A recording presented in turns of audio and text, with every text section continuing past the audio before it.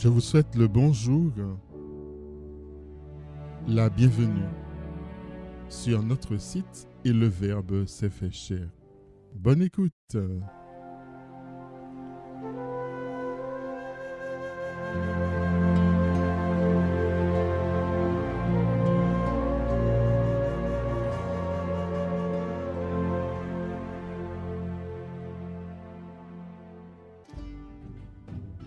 Chers amis, je vous souhaite le bonjour, la bienvenue sur les retraites spirituelles Saint-Louis de la cathédrale de Fort-de-France.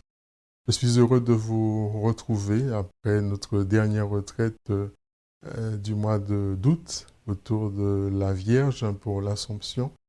De manière exceptionnelle, nous nous retrouvons cette fois-ci à la Toussaint, c'est la première fois. Je pense que toute l'atmosphère en tout cas qui anime notre île depuis le mois de juillet avec ses nombreux décès, bien m'obligeait à vous proposer aussi une retraite particulièrement autour de la mort, autour du deuil, autour aussi de la vie. Nous nous retrouvons donc pour ce temps de retraite dont le thème est « La mort a le visage de l'amour ». Alors, je ne vous apprends rien en vous disant que toutes les mesures sanitaires indispensables à combattre la COVID-19 rendent la situation particulièrement complexe, particulièrement difficile pour toutes les personnes qui sont en fin de vie et plus encore pour leurs proches. Le défi à la fois de répondre à chaque situation avec humanité est immense et en même temps il y a toute cette charge émotionnelle là de cette période de pandémie qui est encore très importante et dont on ne prend pas peut-être toujours la mesure. En effet, à la Martinique, nous le savons, la mort est quand même bien vécue qu'en Hexagone, qu'en métropole. Bon nombre de nos proches, particulièrement, sont morts seuls ces derniers jours. Alors la cause, bien entendu, nous le savons, la COVID-19 ou bien encore toutes les complications liées à ce qu'elle peut entacher sur d'autres maladies.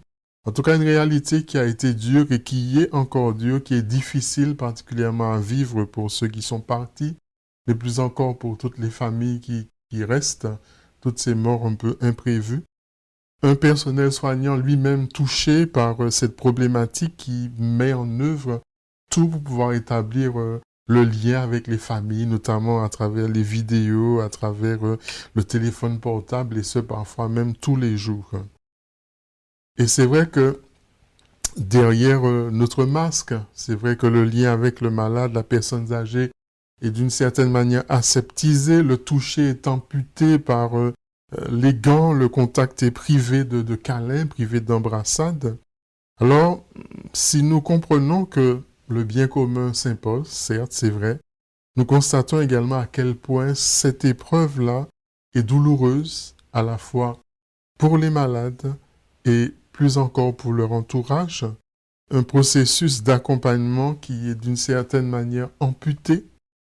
Il est donc douloureux pour l'entourage de ne pas pouvoir accompagner les derniers instants de ceux qu'ils aimaient, de leurs proches, d'être absents en tout cas, d'être privés justement de ce dernier adieu. Alors me direz-vous, que faire lorsque tout est terminé? Comment faire sien ce moment qui est un moment dramatique, difficile? Que peut-on mettre en œuvre justement pour pouvoir apaiser ce vécu douloureux? Voilà les quelques questions que nous nous efforcerons de traverser. Je ne sais pas si on y apportera une réponse. Je crois que la réponse, elle vient au fur et à mesure. En tout cas, nous allons tâcher de traverser ces réponses par ce temps de retraite qui nous semble très important aux retraites cathédrale Saint-Louis, abordé en ce temps de Toussaint, en ce temps de commémoration des défunts qui souvent rassemblent encore beaucoup de Martiniquais autour de la sépulture de leurs proches. Alors, dans un contexte qui empêche justement ces adieux partagés, la célébration des funérailles a été souvent l'instant, je dirais, réparateur, offrant aux familles, offrant aux proches du défunt cette occasion de pouvoir partager un geste, de pouvoir partager un moment en mémoire de ce frère ou de cette sœur qui est parti, mais cela souvent, comme vous le savez, dans l'intimité. Et en nous retrouvant ensemble dans le respect des consignes sanitaires, nous voulons par cette retraite briser justement cet isolement-là qui peut-être a pu s'installer et partager en Église une prière commune pour tous ces frères, pour toutes ces sœurs qui nous étaient tellement chers et découvrir que leur départ, découvrir que leur mort, eh bien, a le visage de l'amour, le visage particulièrement de celui qui, avec eux, a effectué ce grand passage. Donc, en nous retrouvant ensemble dans le respect des consignes sanitaires, eh bien, nous nous efforcerons de pouvoir traverser ce chemin par le biais d'être une église, en tout cas, une église qui porte la nouvelle, une église qui célèbre, mais aussi une église qui accompagne, une église qui chemine, une église qui recherche, une église qui est en empathie auprès des jeunes, des adultes et plus spécialement encore de toutes ces personnes âgées, des malades et de tous ceux qui sont exclus dans la société.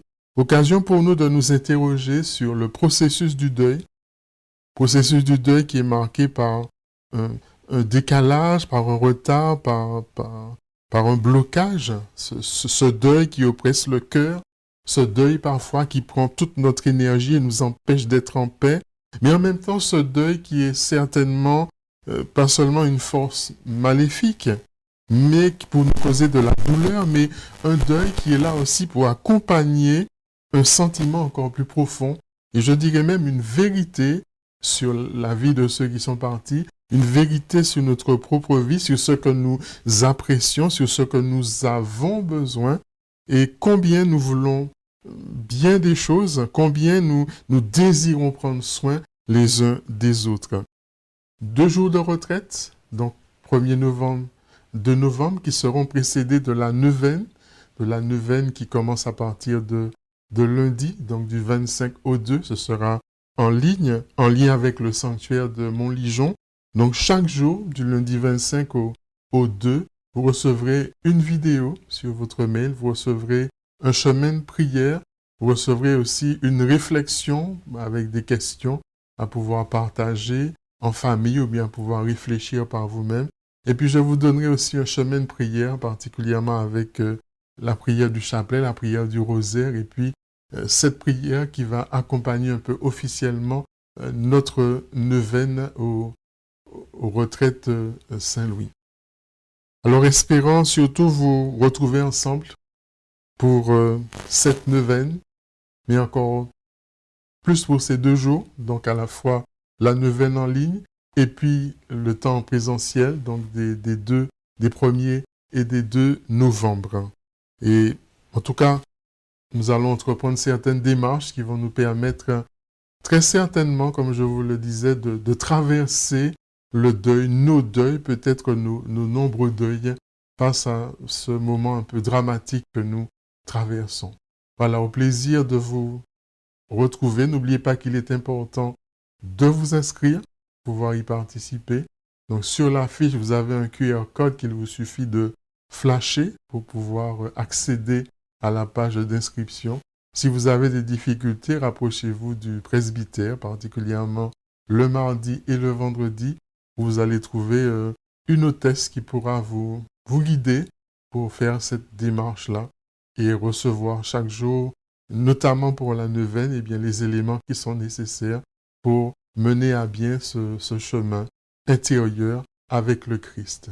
En tout cas, prenez soin de vous, prenez soin des autres, prenez soin des vôtres et je vous dis, eh bien, à bientôt à partir de lundi pour cette belle marche aux retraites cathédrale Saint-Louis. Que Dieu vous bénisse.